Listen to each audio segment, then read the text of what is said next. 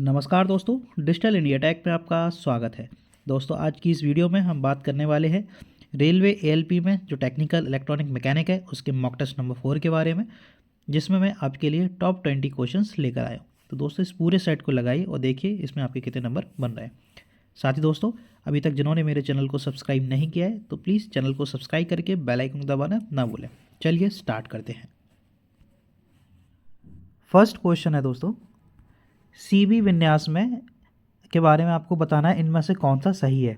CB mode में धारा gain एक होता है, इकाई होता है, या वोल्टेज गेन इकाई होता है, या इनपुट और आउटपुट के बीच फेज 180 होता है। तो इनमें से ऑप्शन आपको सही बताना है। तो दोस्तों, जो सीबी मोड होता है कॉमन वेज, इसमें आपका धारा गेन इकाई होता है, वोल्टेज गेन नहीं होता है, और इनपुट और आउटपुट के बीच में जो यहाँ पे 180 दिया है सीबी मोड में ये होता है 0।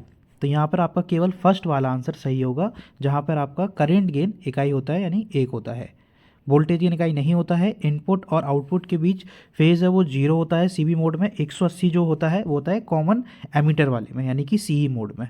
तो यहाँ पे इस क्वेश्चन में फर्स्ट आंसर सही है। नेक्स्ट क्वेश्चन है, एक एन चैनल मॉसफेट को पी चैनल मॉसफेट पर क्यों पसंद किया जाता है। Most probably N channel MOSFET को ज़्यादा यूज़ करते हैं, उसका रीज़न यही है क्योंकि ये सबसे फास्ट स्विचिंग की अनुमति देता है।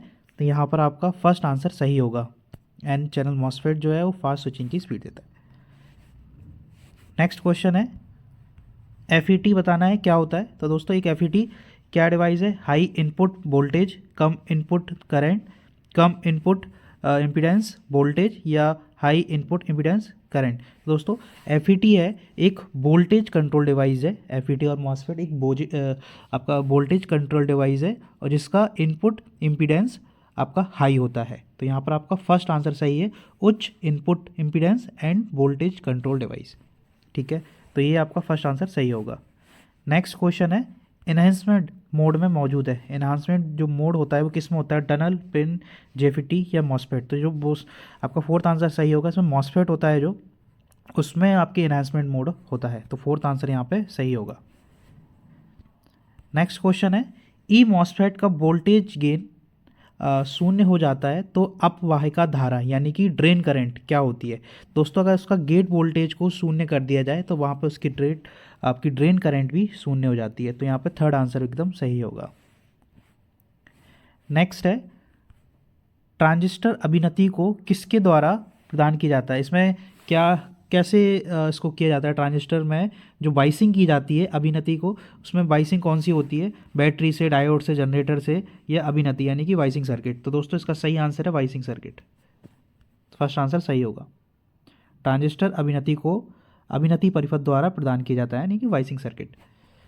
नेक्स्ट क्वेश्चन है, उभयनिष्ठ संग्राहक यानी कि सीसी मोड। ठीक है, 3 मोड होते हैं हमारे ट्रांजिस्टर में, सीसी मोड, सीबी मोड और सीई मोड। ठीक है, तो यहाँ पर बात हो रही है उभयनिष्ठ संग्राहक यानी कि सीसी मोड की। ठीक है, सीसी मोड में बीजेटी की आउटपुट क्या होती है। मैं आपको सीसी मोड की आउटपुट बता रहा हूँ। सीसी की जो आउटपुट होती है वो होती है आपकी कम। तो दोस्तों, जो बीजेटी है इसमें सीसी मोड में, इसमें आउटपुट कम होगी है, इनपुट ज़्यादा होती है।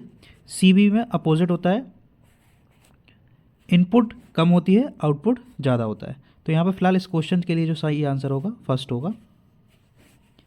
नेक्स्ट क्वेश्चन है, प्रचालन बिंदु यानी कि ऑपरेटिंग पॉइंट। ऑपरेटिंग पॉइंट को क्या कहा जाता है, निर्दिष्ट सीमा बिंदु, स्थिर बिंदु यानी क्विसेंट पॉइंट, संतृप्त बिंदु, सैचुरेशन पॉइंट। तो दोस्तों, जो ऑपरेटिंग पॉइंट यानी कि प्रचालन बिंदु, उसको क्विसेंट पॉइंट भी बोलते हैं यानी कि स्थिर बिंदु। तो सेकंड आंसर यहाँ पे सही होगा।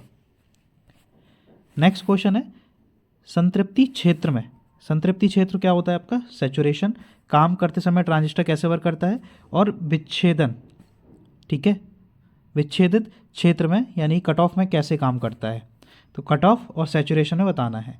तो जो आपका सैचुरेशन है, सैचुरेशन में आपका उसमें सर्किट वो है वो क्लोज हो जाता है।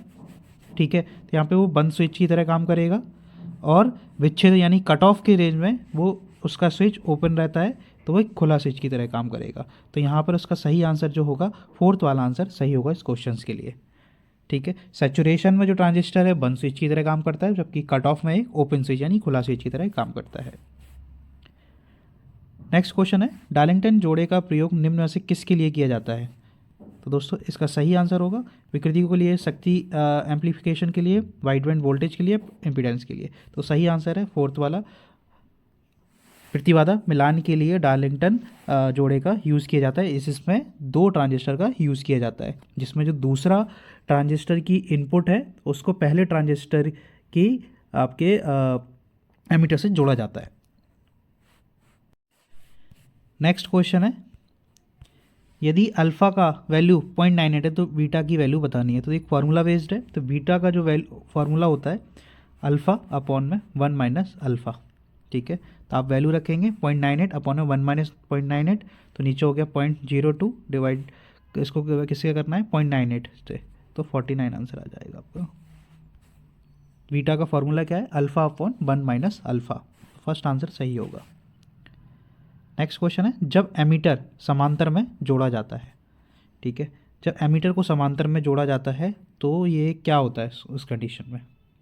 तो ये लघु परपथ यानी कि शॉर्ट सर्किट हो जाता है। एमीटर जो है वो आपके समांतर में नहीं जुड़ता है, एमीटर सीरीज़ में जुड़ता है करंट को मेजर करने के लिए। ठीक है, तो यहाँ पर आपका थर्ड आंसर सही होगा।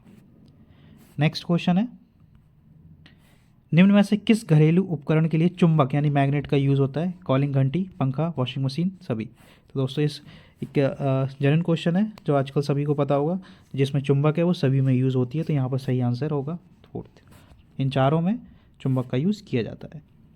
नेक्स्ट क्वेश्चन है, एक अभी बताया आपको, एक विद्युत परिपथ में समांतर में क्या जुड़ा होता है? तो दोस्तों समांतर में जो जुड़ा होता है वो है आपका वोल्ट मीटर। ठीक है, सीरीज़ में जो जुड़ा होता है गैल्वेनोमीटर। ठीक है, तो यहाँ पर आपका फर्स्ट आंसर सही होगा, विद्युत सर्किट में समांतर में जुड़ा होता है आपका वोल्ट मीटर। नेक्स्ट है, गैल्वेनोमीटर को वोल्ट मीटर में बदलने के लिए क्या जोड़ा जाना चाहिए? ठीक है, तो अगर गैल्वेनोमीटर है उसको वोल्ट मीटर में बदलना है तो वोल्ट मीटर में क्या लगता है? तो इसमें हम गैल्वेनोमीटर के साथ में एक हाई वैल्यू का अगर हम रेजिस्टेंस लगा देते हैं यानी कि फर्स्ट वाला, तो आपको उसको वोल्ट मीटर में बदल सकते हैं। तो फर्स्ट आंसर सही होगा। नेक्स्ट क्वेश्चन है, कौन सा विद्युतीय रूप से अवरोधी है यानी कि इंसुलेटर में से? ल्यूसाइड्स, अब्रक, बैकेलाइट। तो दोस्तों सही आंसर है 1 2 3, ये तीनों ही हैं विद्युत के अवरोधी होते हैं, इंसुलेटर्स होते हैं। तो फोर्थ आंसर सही होगा।